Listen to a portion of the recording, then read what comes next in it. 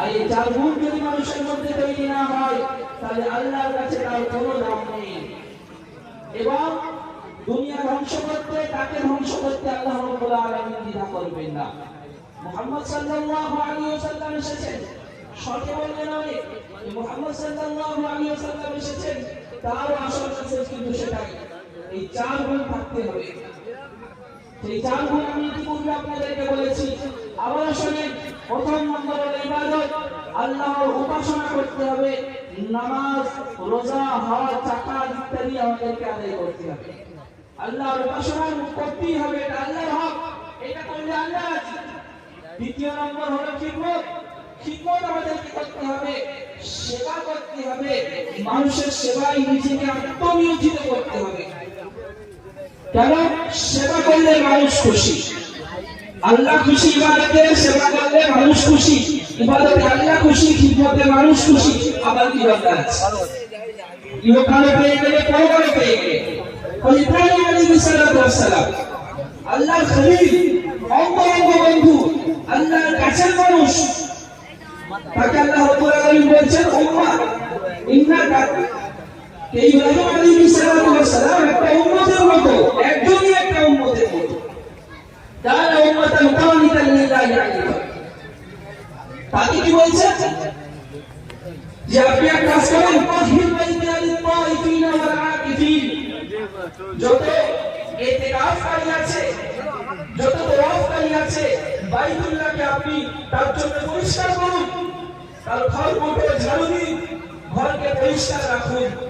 ইব্রাহিম আলাইহিস সালামকে আল্লাহ রাব্বুল আলামিন সেবার জন্য বলেছেন।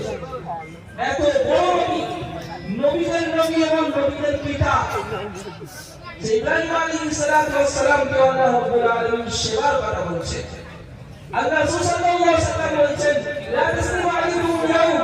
মক্কা বিজয়ের দিন যখন সমস্ত কাফেররা ভয়ে প্রতাপিত হচ্ছে যে আজ মুহাম্মদ আমাদের সাথে কি আচরণ করবে, মুহাম্মদকে এত কষ্ট দিয়েছিলাম, মুহাম্মদের অনুসারীদেরকে মক্কা থেকে বার করে দিয়েছিলাম, তারা মদিনায় যেতে বাধ্য হয়ে গিয়েছিল, এত কষ্ট, এত নির্মম নির্যাতন করার পর মুহাম্মদ আজ মক্কায় ফিরে এসেছে, আজ মুহাম্মদ বিজয় ফিরে এসেছে, আজ আমাদের সাথে কিরূপ আচরণ করবে ঠিক নেই। হয়তো আমাদের প্রত্যেককে হত্যা করতে পারে, হয়তো আমাদের প্রত্যেককে জেলবদ্ধ করতে পারে। সমস্ত মানুষের মধ্যে আশঙ্কা কাজ করছে, প্রত্যেকের মধ্যে একটা নিরাশ হওয়ার আশা কাজ করছে। এমন অবস্থায় আল্লাহ রাসূল সাল্লাল্লাহু আলাইহি ওয়াসাল্লাম ঘোষণা দিলেন, লা তাসরিবা আলাইকুমুল ইয়াউম। আমি সেই কথাই বলবো, আমার ভাই ইউসুফ আলাইহিস সালামকে কথা বলেছিলেন, লা তাসরিবা আলাইকুমুল ইয়াউম। তোমাদের কাছ থেকে আজ কোনো বদলা না। সমস্ত যা তুমি করেছো, যা অত্যাচার তোমরা চালিয়েছো, মুমিনদেরকে যেভাবে নির্যাতন নিপীড়ন তোমরা করেছো, সব আমি মাফ করে দিলাম, সব আমি শেষ করে দিলাম। আল্লাহ রাসূলের অধ্যায় জীবন থেকে শিখুন। কি করেনি তারা? মাতৃভূমি ত্যাগ করতে বাধ্য করেছে। সাহাবাদেরকে নিজের মেয়ে চলে যাচ্ছে হিজরতে, পাথর মেরেছে, উট পড়ে গিয়েছে, আল্লাহ রাসূলের কন্যা তিনি ক্ষতবিক্ষত হয়েছে। হযরত বেলালকে টকবগে ফুটন্ত এক ধরনের বালুকার রাশির উপরে শুইয়ে দেওয়া হতো। সাহাবাদের উপরে এত নির্যাতন করেছিল মক্কাবাসীরা। যেদিন মক্কা বিজয় হলো, আল্লাহ রাসূল ফিরে আসলেন, এখন তিনি বাদশা, তার আগে কথা বলার মতো কেউ নেই। সেই দিন আল্লাহ রাসূল বলেছেন, লা তাসরিবা আলাইকুম। আজকে তোমাদের কাছ থেকে কোনো বদলা নেই, কোনো বদলা নেই। তারপরে আয়াত, ইন্নাহু মান ইয়াত্তাকি ওয়া ইয়াসবির। দুটো গুণ আমাদের মধ্যে থাকতে হবে। হযরতের আগেও দুটো গুণের কথা বলেছে। মান ইয়াত্তাকি, যে খোদার বিরুদ্ধে অবলম্বন করবে, তাকওয়া অবলম্বন করবে, আল্লাহ ভীতি তার মধ্যে চলে আসবে। এই তাকওয়া এমন একটা গুণ, একটি কথা আমি নিজের মুখ থেকে বলছি, এই তাকওয়া এমন একটি গুণ কোরআন শরীফের মধ্যে ৮০-৮২ থেকে বেশি জায়গায় আল্লাহ রাব্বুল আলামিন তাকওয়ার কথা বলেছেন। নবীকে বলেছেন, আগেকার নবীদের বলেছেন, আগের উম্মতদেরকে বলেছেন, আমাদের উম্মতদেরকে বলেছেন। প্রত্যেক মানুষকে আল্লাহ রাব্বুল আলামিন তাকওয়া, খোদা ভীরুতা, আল্লাহ ভীতি এই গুণ সৃষ্টি করার জন্য বলেছেন। মাইয়াত্তাকি, যে তাকওয়া অবলম্বন করবে, ওয়াসবির, দ্বিতীয় তৃতীয় গুণ হলো ধৈর্য ধারণ করা। আমাদের কোনো কষ্ট হলে কোনো মুসিবত এলে আমরা মনে করি এটা কেমন হয়ে গেল, 5 ওয়াক্ত নামাজ পড়ছি, সবকিছু করছি, তারপরে ওই বিপদ আমার মধ্যে এসেছে, নিরাশ হয়ে যায়। অথচ আল্লাহ বলেছেন সবর ধারণ করতে হবে, ধৈর্য ধারণ করতে হবে, এই দুটো গুণ পরিপূর্ণভাবে থাকতে হবে। এই 4টে গুণ যেটা আমি ইতিপূর্বে বলছিলাম, 1 নম্বর হলো ইবাদত, যাতে আল্লাহ খুশি, 2 নম্বর হলো খিদমত, যাতে মানুষ খুশি, 3 নম্বর হলো ইলম, অর্থাৎ জ্ঞান অর্জন করা, ইসলামের জ্ঞান অর্জন করা অত্যাবশ্যক। যদি নিজে করতে পারেন তো ভালো, যদি নিজে না করতে পারেন তাহলে আলিমদের সংস্পর্শে থাকতে হবে। আলিমদের সংস্পর্শে যদি আপনি না থাকেন,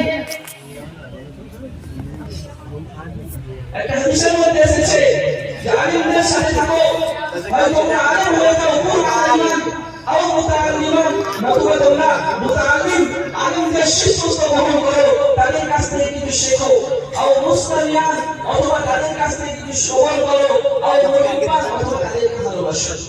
এই 4টে গুণ তোমার মধ্যে থাকতেই হবে। লা তাকুনু খামিসান ফাতুহরিক, যদি তোমরা তোমাদের মধ্যে এই 4 গুণ না থাকে, অর্থাৎ নিজে আলেম নাও, তালবে ইলম নাও, আলেমদের ছাত্র নাও, আলেমদের কাছ থেকে শ্রবণ করো না এবং আলেমদের ভালোবাসা তোমাদের অন্তরে নেই, তাহলে তোমরা ধ্বংস হয়ে যাবে। আজ আমরা দেখি আলেমদের থেকে অনেকেই কুমন্তব্য করে আলেমদের থেকে দূরে সরে যাচ্ছে। আলেমদের সংস্পর্শে যাবো, আমার দিন মজবুত থাকবে, আলেম থেকে দূরে সরে যাবো, আস্তে আস্তে আমরা ধ্বংসের কিনারায় পৌঁছে যাবো।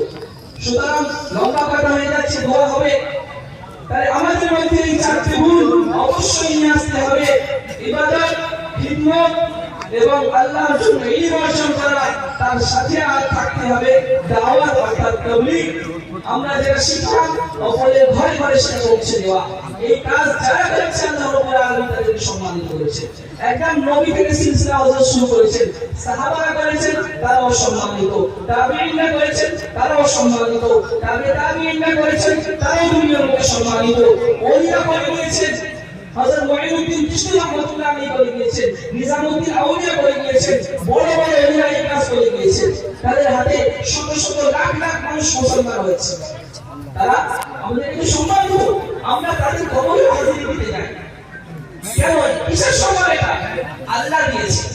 তাহলে আমাদের মধ্যে যদি এই 4 গুণ থাকে, তাহলে আল্লাহ আমাদেরকে সম্মানিত করবেন এবং শুধু এখানে নয়, আখিরাতে জান্নাতের সবথেকে সম্মান আল্লাহ আমাদের দিবেন। নিজেরা